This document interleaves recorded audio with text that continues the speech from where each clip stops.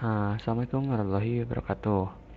Sebelumnya perkenalkan, nama saya Ilhasul Amar Ramdanizin dari MPP 2018 dengan NIM 1800807. Pada kesempatan kali ini, saya akan sharing dan mempresentasikan materi mengenai Environment of Food and Beverage Industry atau lingkungan dari Food and Beverage Industry. Sebelumnya ada beberapa faktor yang mempengaruhi lingkungan bisnis itu sendiri, yaitu yang sudah saya rangkum dalam PowerPoint ini. Yang mulai dari yang pertama ada political factor. Political factor atau faktor politik ini sangat berpengaruh pada food and beverage industry. Kenapa? Karena kebijakan dan inisiatif dari pemerintah ataupun pemangku politik itu, seperti kebijakan-kebijakan tentang makanan dan minuman itu uh, sangat berpengaruh nantinya kepada industri yang sedang berlangsung. Apalagi yang tidak kalah penting yaitu adanya stabilitas politik. Ketika politik sedang memanas, bisa saja kebijakan-kebijakan pun berubah. Lalu uh, ada faktor yang selanjutnya yaitu faktor ekonomi. Faktor-faktor seperti pertumbuhan ekonomi, tingkat suku bunga, inflasi, dan juga bisnis itu jelas akan berpengaruh pada dunia industri ini. Ketika ekonomi semakin baik, maka tingkat konsumsi pun menurut saya itu akan banyak di lebih banyak tingkat konsumsinya, atau artinya industri makanan minuman itu semakin maju karena orang-orang tidak segan untuk menghabiskan uangnya untuk makanan minuman itu sendiri. Terus yang ketiga ada sosial faktor atau faktor sosial. Faktor sosial budaya ini seperti kesehatan, pertumbuhan penduduk, usia penduduk, dan sikap ataupun karir itu akan berpengaruh pada konsumsi makanan dan minumannya secara langsung. Uh,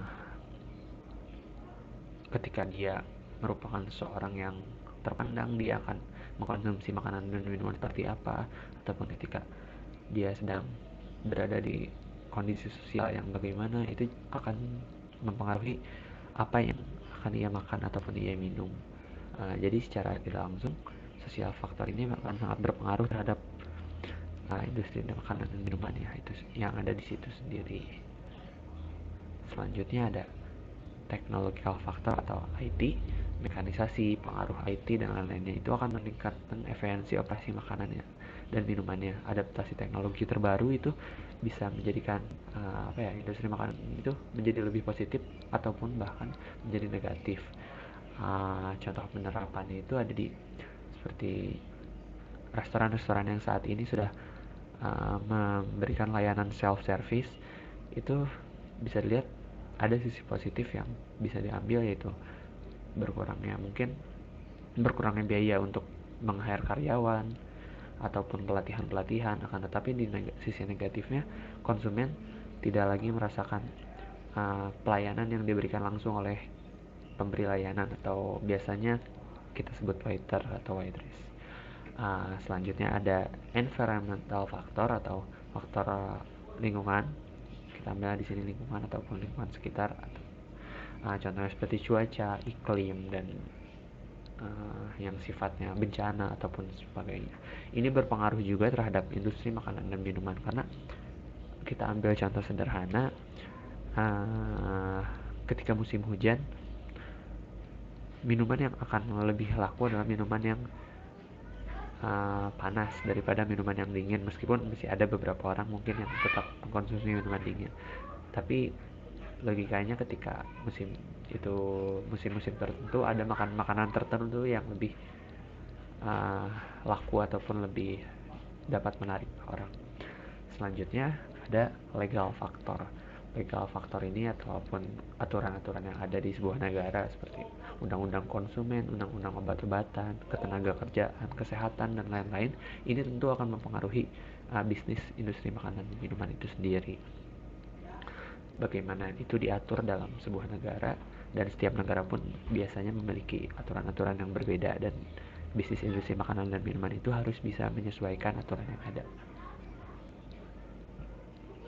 Terakhir ada task environment, atau di sini kita kompetitor industri atau industri yang kompetitor. Biasanya persaingan ini sungguh ketat ya kalau di industri makanan minuman, apalagi sekarang ini sudah banyak sekali menjamur, mulai dari industri kecil, menengah ataupun besar sekalipun.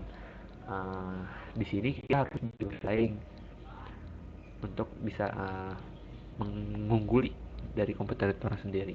Ada beberapa strategi yang biasa dilakukan oleh perusahaan, contohnya adalah mengubah harga untuk bisa bersaing dengan kompetitor, terus adanya diferensiasi. Nah, itu juga sangat penting untuk mengunggul kompetitor, karena bisa saja walaupun harga kita lebih mahal tapi keunggulan kita lebih banyak dari kompetitor.